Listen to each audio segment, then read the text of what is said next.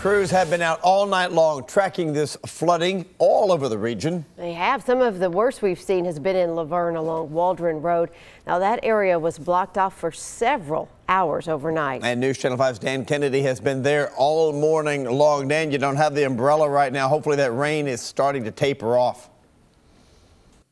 It has tapered off over the last few minutes, but it hasn't been that way all morning long. We're talking flooded homes, road closures, even water rescues after a very dramatic downpour overnight in Laverne. And this is what it looks like right now. It is pretty deep, still about 7 or 8 inches deep, but it's starting to recede a bit. And you could tell just a few feet away from me, the road is unaffected. That's not the case over here at George Cheney Street and Old Nashville Highway, a street that has been closed for the better part of 4 or 5 hours now, ever since we first arrived on scene. And not far from where we're standing now, a water rescue took place. We know of at least one water rescue earlier this morning. We watched as the Rutherford County Water Rescue Team was out and about. In this particular case, they had the raft out. 2 women and a pet bird were taken to higher ground, taken to safety.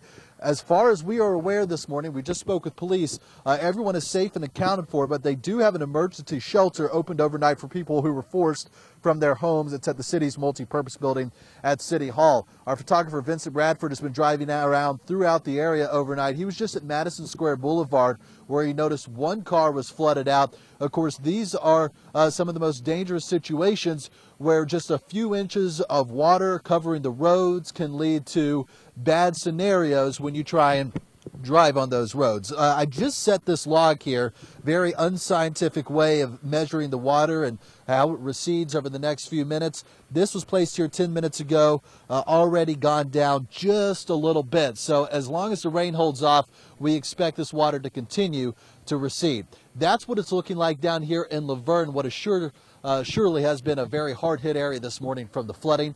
Now let's send it over to News Channel 5's Blake Rosnowski with a look at another area in the mid-state this morning.